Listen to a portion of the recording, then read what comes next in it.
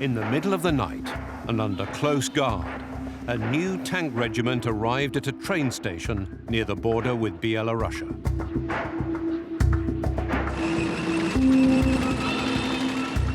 Alongside the T-34s, some very heavy, bulky objects covered in tarpaulin were unloaded from the flatbed wagons.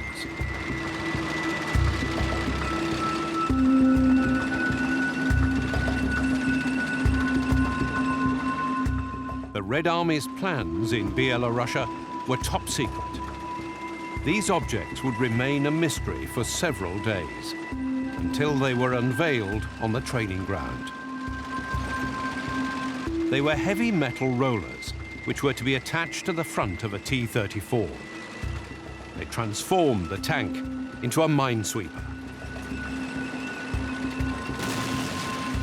The rollers would detonate any mine in the tank's path, clearing a safe lane for infantry and other vehicles to follow.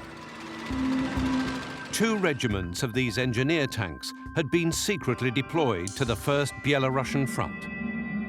Clearly, the front commander, General Rokossovsky, was planning some sort of offensive.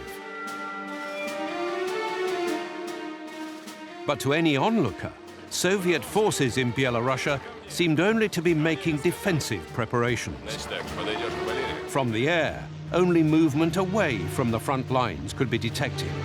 Everything was being done to give the impression that this sector was being weakened and that a Soviet offensive was being prepared somewhere else.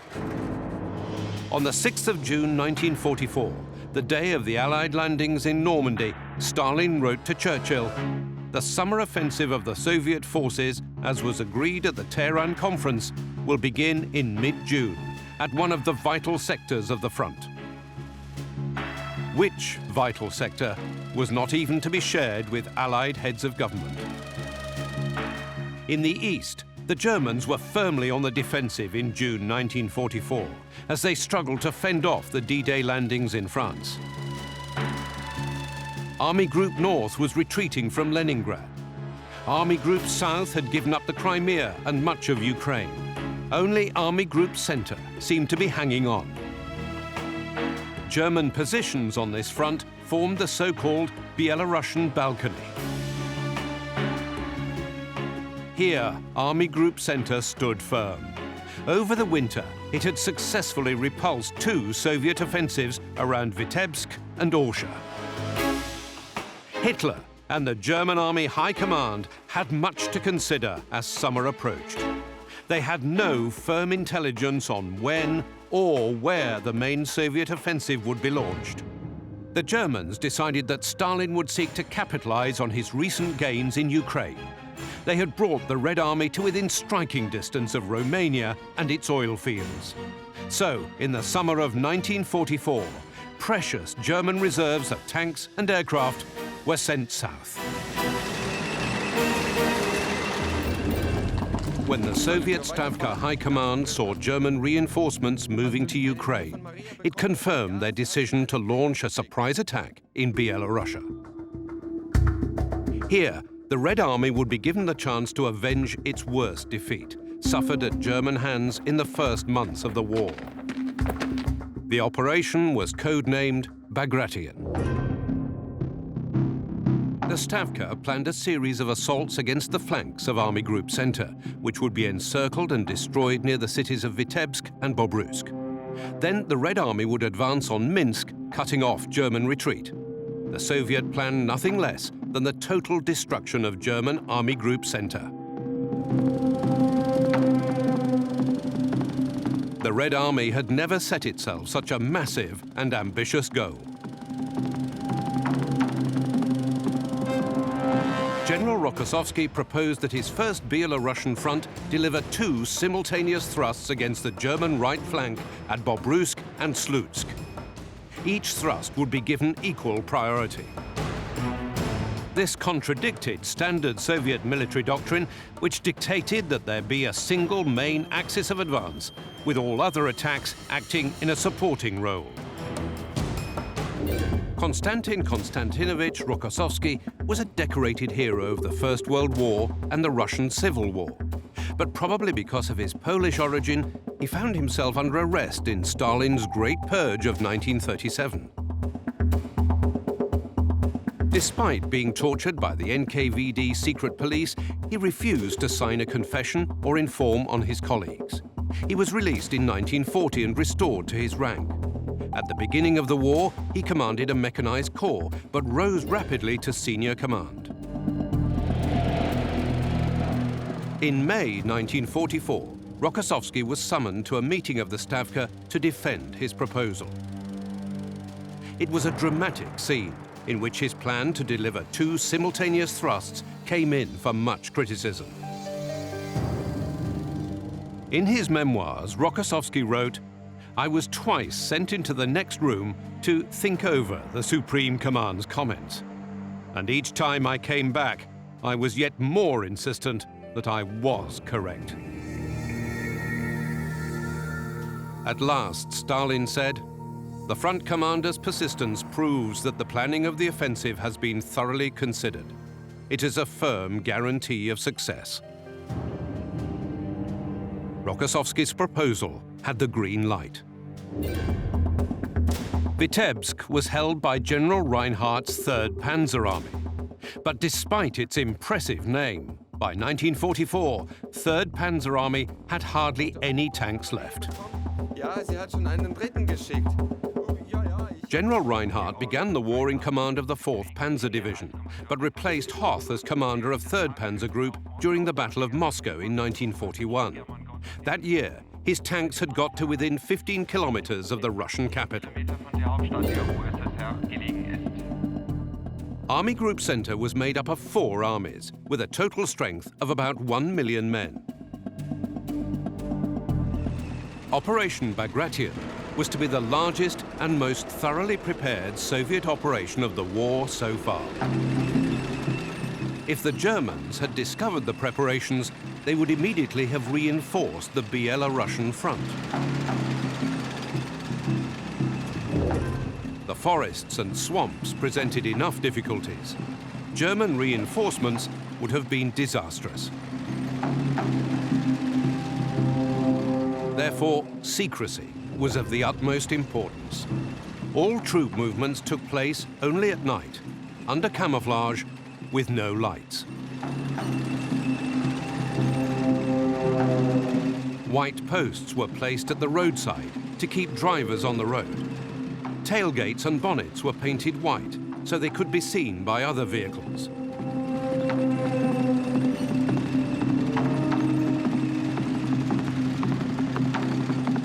Units that hadn't reached their destination by dawn would immediately pull over and begin to camouflage their vehicles. A special pass was needed to drive a vehicle in daytime, and less than 100 passes had been allocated to each army. Soviet aircraft flew overhead to inspect the troops' camouflage. If a pilot spotted a Red Army unit, he dropped a pennant. This told the unit commander that his men could be seen from the air and that he had to improve his camouflage.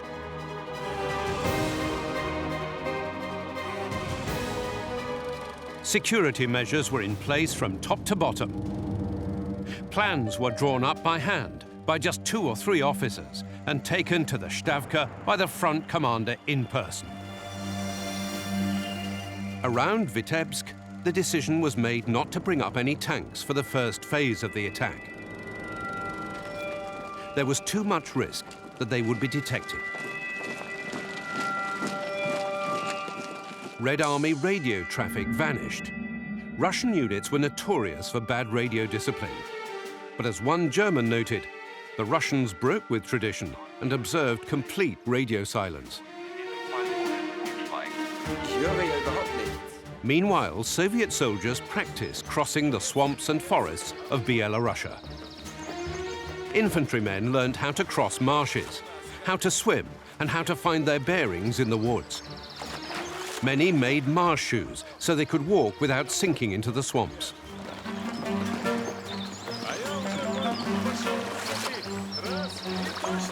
They built rafts to transport machine guns, mortars, and light guns through the marsh. Logs and fascines, bundles of sticks tied together, were laid to create roads for vehicles.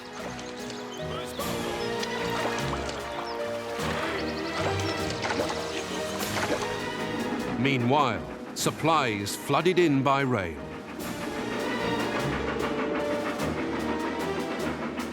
The Stavka had ordered that the troops were to be issued with 5 times their normal ammunition load for the offensive.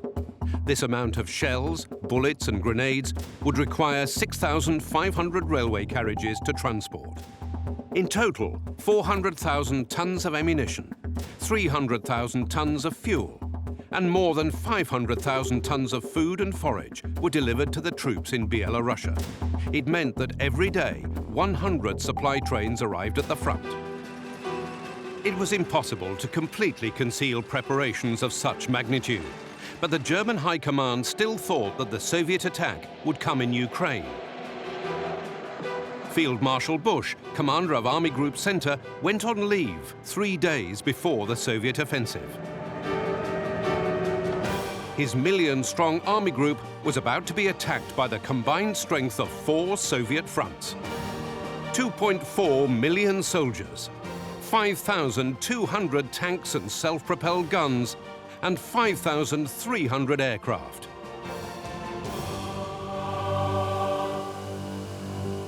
The final preparations for the offensive fell to Red Army engineers. Both sides had laid massive minefields in front of their lines. Now the engineers would have to crawl into these minefields and begin to clear safe lanes for the attack.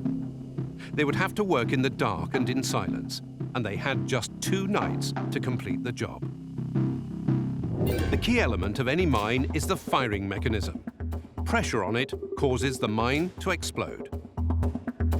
Demining involves first of all locating the mine, then removing or disabling the firing mechanism, and then removing the disarmed mine to a safe place.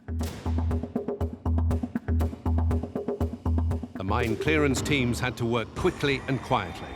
They knew that a single mistake could cost them their life.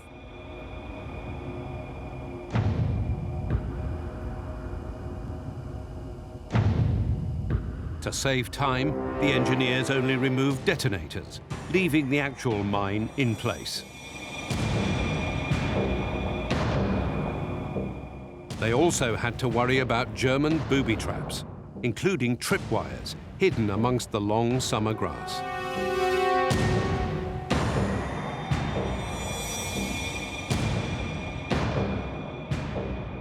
Both sides were forced to constantly refine and update their methods to counter new threats or tricks devised by the enemy.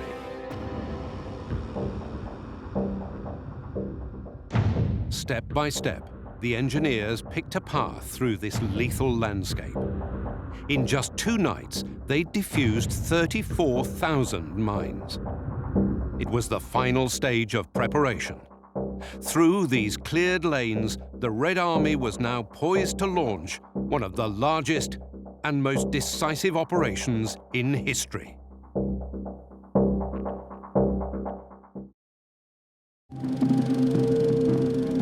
The final preparations had been made for the great Soviet summer offensive of 1944. A last-minute change to its timing only added to the weight of expectation. Operation Bagration would begin on the 22nd of June, the 3rd anniversary of Germany's invasion. The offensive began on the northern flank with probing attacks in the vicinity of Vitebsk. Here, infantry of the 1st Baltic and 3rd Belarusian fronts successfully stormed the German frontline trenches.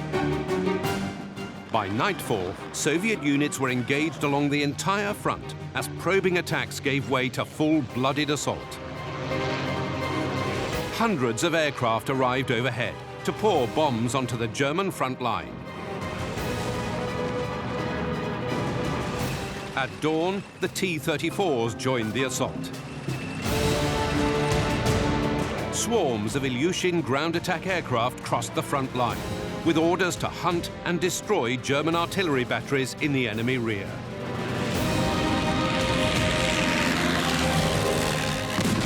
German heavy artillery was a feared opponent, capable of stalling the whole offensive. But it was also extremely vulnerable to air attack.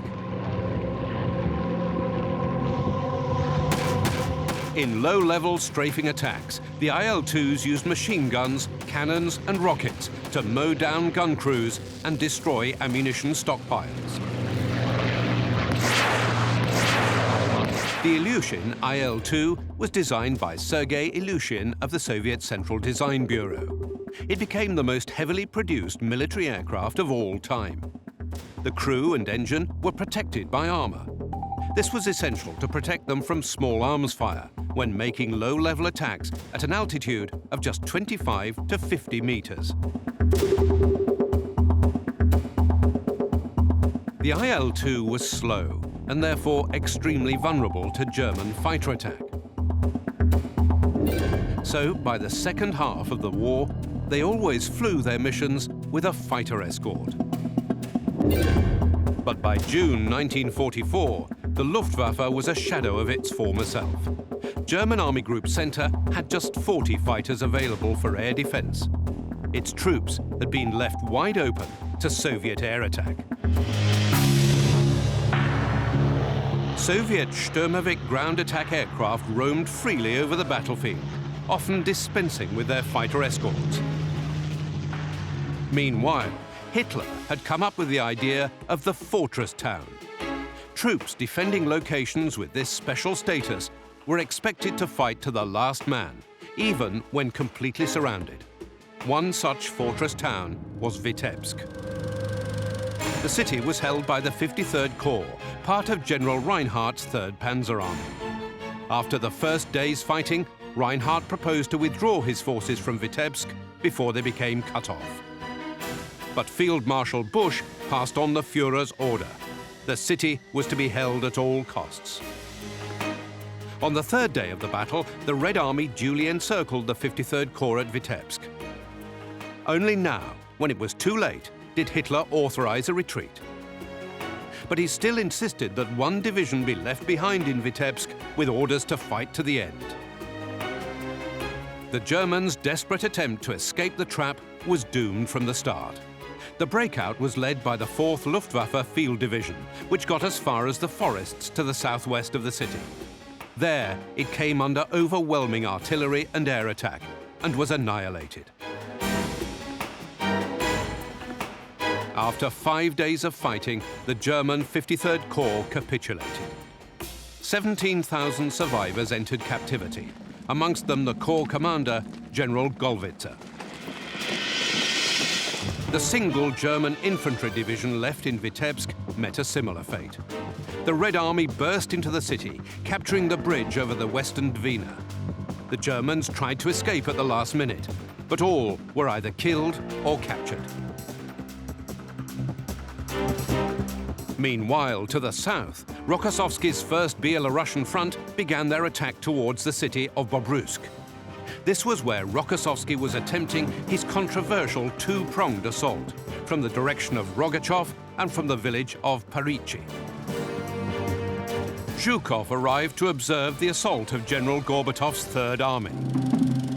With Rokossovsky directing the southern attack across the marshes and Zhukov coordinating the northern assault, a clear rivalry had developed as to who would be the first to crack the German lines. Near Rogachow, Soviet heavy bombers attacked under cover of darkness. They were helped to their target by Red Army trucks, drawn up in long lines facing eastwards with their headlights turned on. These lights, hidden from the Germans, pointed the Soviet pilots towards their target. In his memoirs, General Gorbatov wrote, "First we heard the buzz of light aircraft flying over to attack the enemy positions. Then this noise was joined by the rumble of heavy aircraft, wave after wave of them. Soon the enemy lines erupted in explosions and flame.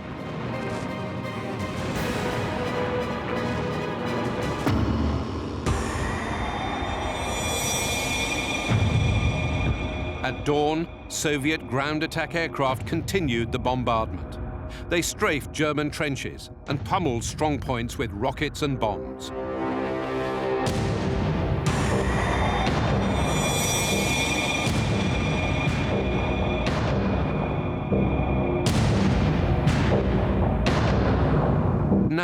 they also began to take a fearsome psychological toll on the German soldiers.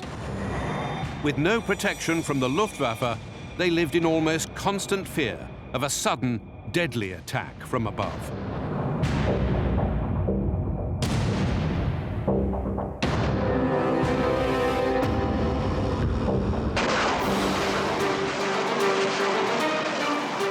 Before the smoke had cleared, shells and Katyusha rockets screamed through the air.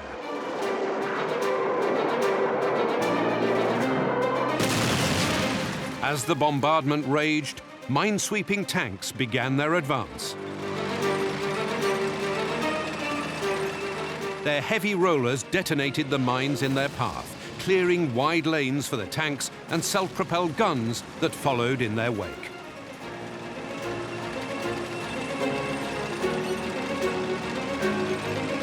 Despite this massive assault by land and air, the Red Army continued to encounter fierce German resistance around Rokossov. But further to the south, around the village of Parichi, General Rokossovsky was making steady progress through the swamps and forests. Now he ordered forward General Pliev's mechanized cavalry corps to exploit the breach. Rokossovsky's gamble on a two-pronged assault had paid off. He had made a breakthrough, and he had done it before Zhukov. Army Group Center's only Panzer Division was ordered to make a counterattack near Rokossov. But at the last moment, it received urgent new orders to move south to block Rokossovsky's advance. Many of its vehicles broke down in the difficult, marshy terrain. But Rokossovsky had widened the breach and was already pouring in fresh troops. One Panzer Division was not going to stop him now. German defences around Rokossov, robbed of their tank reinforcement and under Zhukov's incessant hammer blows, now collapsed. The German 9th Army was encircled. 2 days later, it surrendered. 20,000 Germans were taken prisoner. The Red Army's next objective was Minsk, the capital of Byelorussia. Its liberation was to be led by General Rotmistrov's 5th Guards Tank Army. The plan was for Rotmistrov's tanks to dash straight down the Smolensk-Minsk highway. But attempts to capture Orsha along the route had been bloodily repulsed. So the decision was taken to launch the attack from the vicinity of Vitebsk, where the Red Army had already blown a hole through the German defences. The 5,000 vehicles of the 5th Guards Tank Army began their attack towards Borisov, deep in the rear of Army Group Center. For 2 days, their advance met virtually no resistance. Meanwhile, Hitler had relieved Field Marshal Busch of command. His successor was Field Marshal Model, the so-called Führer's fireman and master of defense. But he inherited a desperate situation. 3 Soviet fronts were advancing on Minsk. The Germans were in full retreat, hoping to reach the Berezina River. But the Red Army already held most of the crossing points. The Germans held just one bridge on the Mogilev-Minsk highway. Thousands of German vehicles, carts and soldiers were now converging on the bridge. One German witness described the scene. The scramble was wildest on the approaches to the bridge. Carts and cars were trying to push each other off the road. Each wanted to be first onto the bridge. There were fights and swearing. The military police were powerless. And always, there was the constant fear of air attack. Sturmovik ground attack aircraft mauled retreating columns of German troops. Increasingly, the situation began to resemble the summer of 1941. But now the roles were reversed. It was the Germans' turn to flee in terror and confusion, under incessant attack from above. And now they could expect neither respite nor mercy.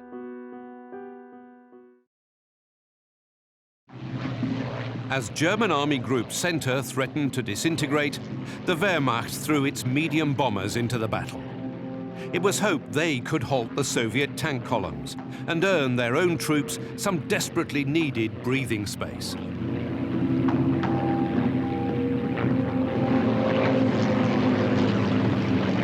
But in the face of Soviet air superiority, daylight raids led to heavy losses for little gain. 1 week into the offensive, German panzer divisions began to arrive from Ukraine. The German 5th Panzer Division, reinforced with a battalion of Tiger tanks, prepared to meet the advance of Rotmistrov's army.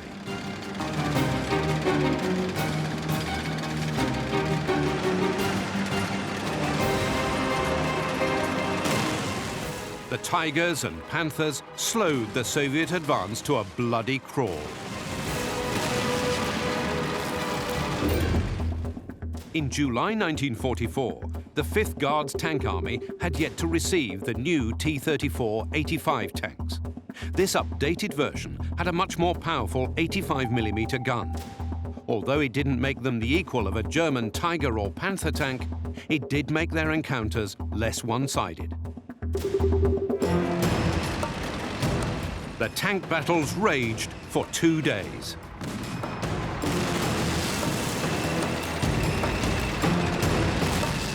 The Red Army suffered losses, but German tank strength was also reduced from 159 to just 18 tanks.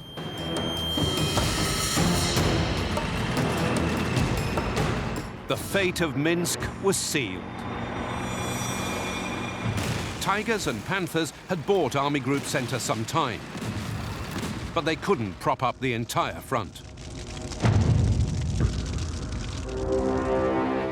At dawn on the 3rd of July, tanks of the 1st and 3rd Belarusian fronts rolled into Minsk from the north and southeast, encircling the remnants of 2 German armies.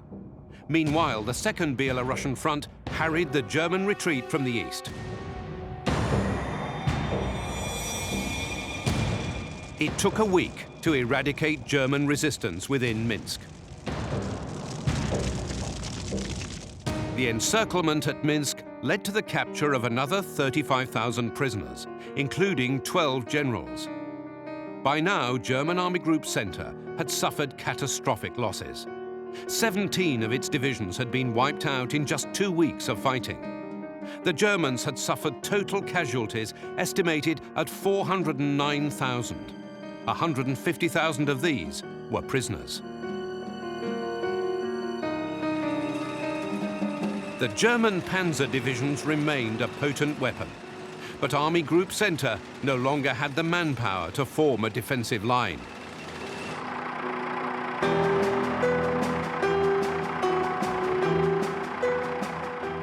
Operation Bagration did not end until the 19th of August, by which time the Red Army had reached central Poland, the border of East Prussia, and the Baltic Sea. 5 Soviet fronts on a front of more than 1,000 kilometers had advanced between 550 and 600 kilometers. The success of the operation surpassed the wildest expectations of the Stavka High Command.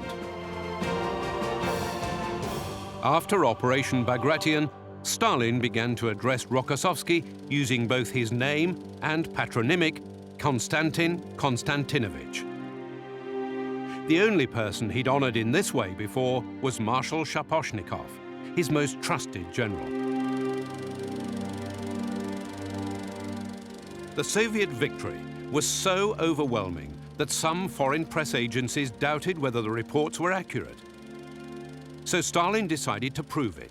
He gave the order to begin Operation The Great Waltz, named after a popular American film of 1938.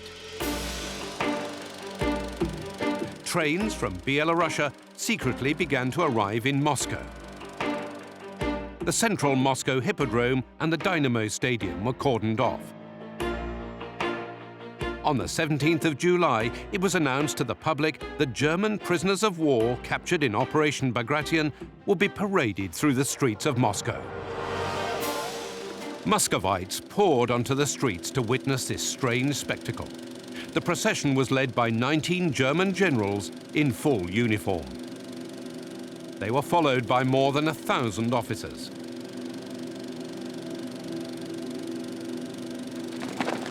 After them shuffled columns of weary, unshaven soldiers.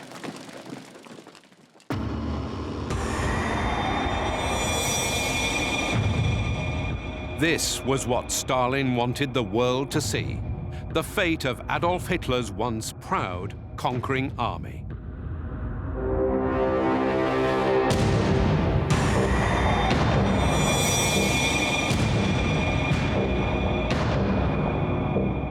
The people of Moscow watched for the most part in silence. In many of their minds, the German soldier had become almost totally dehumanized.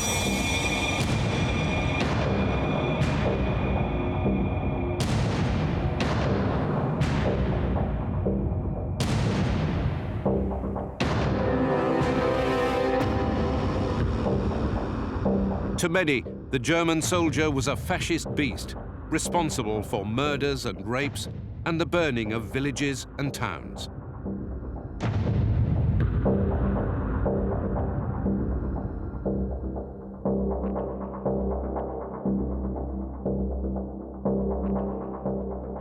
"57,000 German prisoners were paraded through the city en route to labor camps in the east.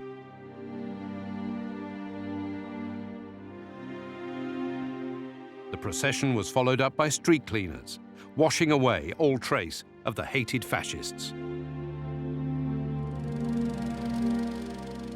This startling display made a huge impression on Muscovites and foreign observers alike, as was its intention.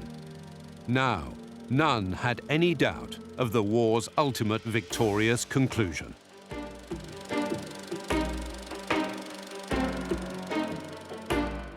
The collapse of German Army Group Center allowed the Red Army to advance towards Poland and East Prussia.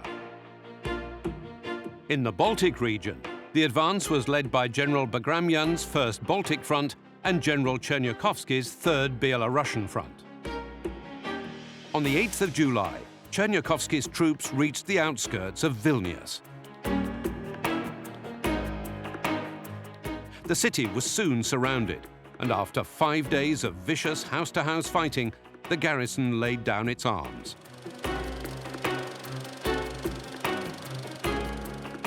The 3rd Guards Mechanized Corps made a bold and rapid advance, covering 70 kilometers to reach the Lithuanian city of Shole.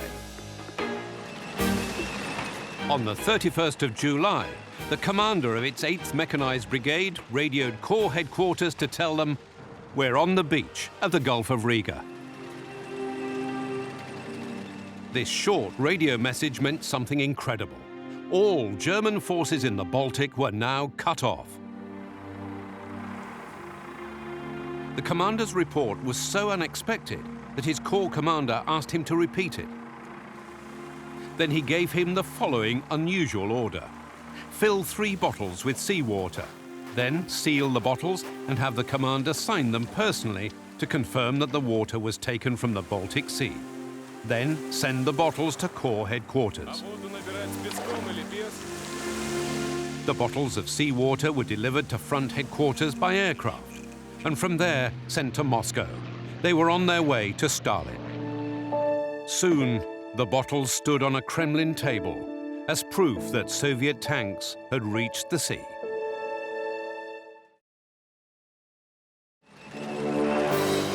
Operation Bagration had smashed open the Eastern Front. Now, the Red Army was on the move in the Baltic. Next stop was Tallinn. The Estonian capital was the objective of Red Army units of the 8th Estonian Rifle Corps under Lieutenant General Pern. He organized a motorized column which covered 100 kilometers in one day. His men stormed into Tallinn and took the city on the 22nd of September 1944. Now there just remained German Army Group North, trapped in the Corland Peninsula. Despite repeated requests from General Guderian, now Chief of the General Staff, Hitler refused to allow the troops to be evacuated from Corland. The German pocket in Corland was described as an armed prisoner of war camp. The troops trapped there ceased to have any influence on the course of the war. Army Group Corland finally laid down its arms on the 11th of May 1945, 2 days after Germany's surrender. The Red Army had reached the border of East Prussia. It was here, at Konigsberg, that remnants of Army Group Center had withdrawn after defeat in Byelorussia.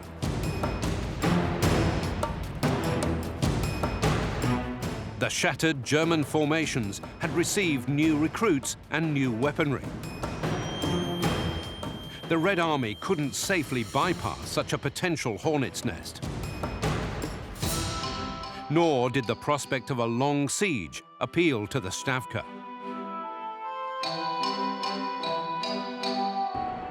The decision was taken to isolate East Prussia with a thrust north into East Pomerania, towards Danzig on the Baltic coast. Then resistance in East Prussia would be methodically broken down. It would be hard. Many German units now fought fanatically to defend Germany from the wrath of the Red Army.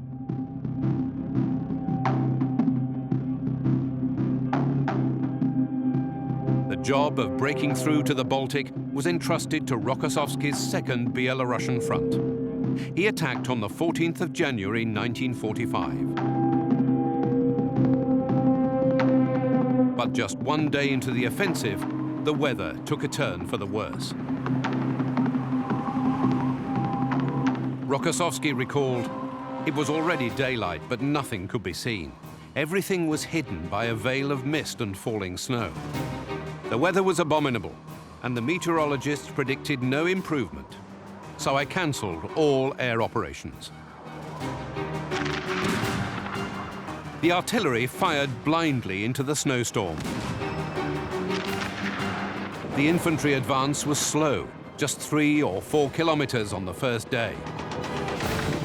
The Germans stiffened their defense with Tiger tanks and Sturmgeschütz assault guns. General Reinhardt, now in command of Army Group Center, still hoped to launch an armored counterattack to stem the Soviet advance. But his tanks were sent south to face more Soviet offensives on the Vistula. Reinhardt could only call on the elite Panzer Grenadier Division Großdeutschland. As it began its advance, it ran into 500 Soviet tanks of the front reserve. By 1945, the T-34-85 was the main tank of the Red Army. It retained many of the characteristics of the earlier T-34-76, such as excellent mobility and reliability. The main improvement was a powerful 85mm gun, housed in a larger 3-man turret. The size of the crew was increased to 5. About 80,000 of these tanks were produced by the USSR before production finally came to an end in 1950. They remained in service with many armies around the world until the 1990s. After having defeated the enemy's tank reserve, Rokossovsky ordered forward the 5th Guards Tank Army.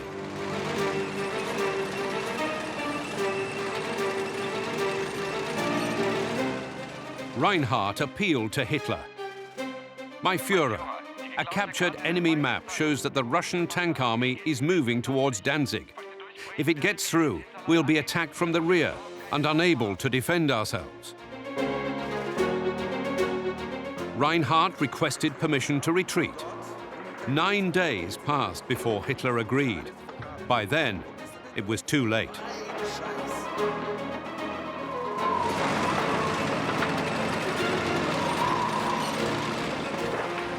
The Soviet tanks had reached the Vistula Lagoon. East Prussia had been cut off from the Reich. Chernyakhovsky's 3rd Byelorussian front had arrived at Konigsberg from the east.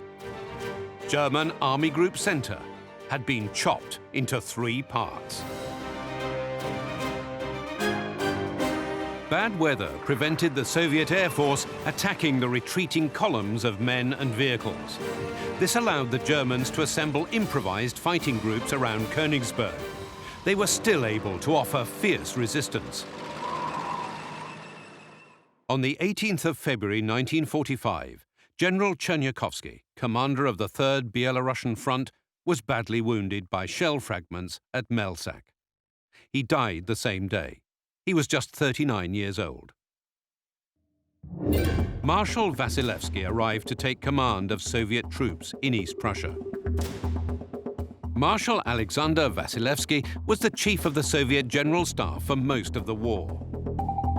This meant he was responsible for planning most of the major Soviet operations on the Eastern Front. He was described by colleagues as polite and diplomatic, and he was trusted by Stalin. However, some said Vasilevsky lacked the courage to stand up to him. Vasilevsky was twice decorated as Hero of the Soviet Union. Gradually, German resistance in East Prussia was overcome. The pocket south of Konigsberg was first to fall. Konigsberg itself did not surrender until April 1945.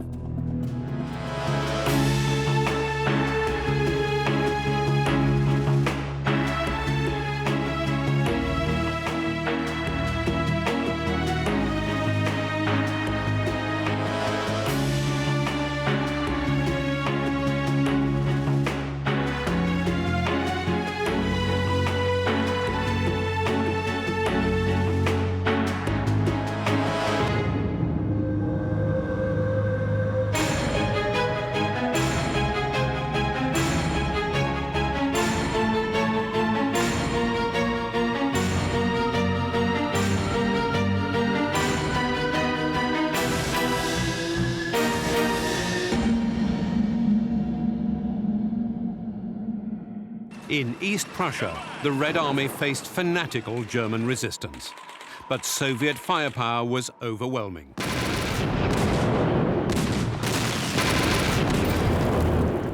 In his memoirs, Vasilevsky described the East Prussian offensive as the most expensive in history in terms of the consumption of ammunition. He estimated that in this campaign, the Red Army used over 15,000 railway carriages of ammunition.